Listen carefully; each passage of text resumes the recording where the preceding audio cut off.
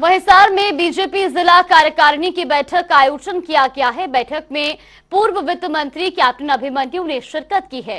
बैठक में कार्यकर्ताओं को महासंपर्क अभियान चलाने के लिए दिशा निर्देश दिए गए हैं। कैप्टन अभिमन्यु ने कहा कि कार्यकर्ता 30 मई से 30 जून तक देश भर में हर बूथ तक जाएंगे और सरकार की विकासशील योजनाओं के बारे में जानकारी देंगे।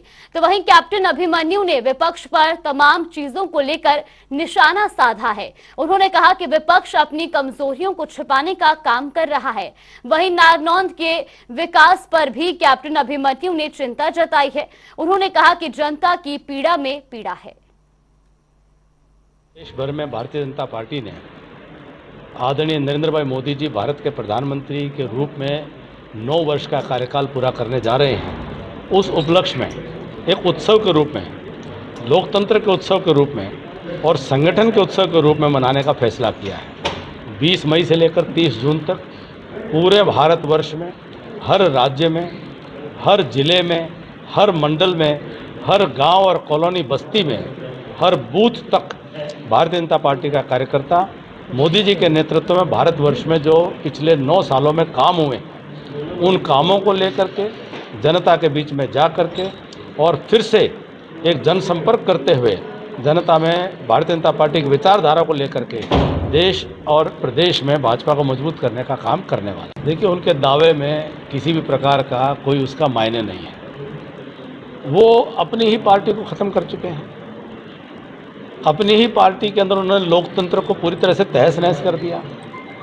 अपने ही प्रदेश अध्यक्ष के सर के ऊपर जिस प्रकार से एफआईआर तक दर्ज हुई, पिछले प्रदेश अध्यक्ष को अपनी कार्यकारिणी गठित नहीं करने दी और कितने ही नेताओं को कांग्रेस से बाहर जाने का मजबूर कर दिया था। चाहे राव इंद्रजीत सिंह जी हों, अवतार सिंह बढ़ाना हों, चौधरी वीरेंद्र सिंह जी हों, कितने नेताओं का, अशोक तंवर जी हों।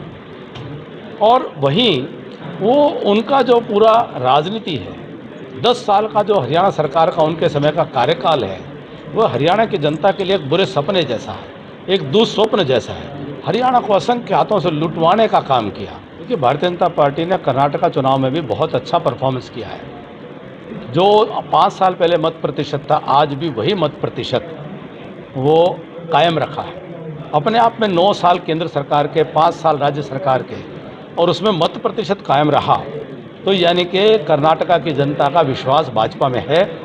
और जैसे 2018 के बाद 2019 में लोकसभा में फिर एक तरफा कर्नाटका में भाजपा की प्रचंड जीत हुई थी, फिर 2024 में कर्नाटका में भी भाजपा प्रचंड जीत दर्ज करेगी और पूरी सीटें जीत करके लोकसभा में केंद्र में सरकार बनाएगी। देखिए, इस बात का दर्द जहां नारनौंद की, इस बात का मलाल है कि नारनौंद के विकास का लाभ उनको भी मिलता था।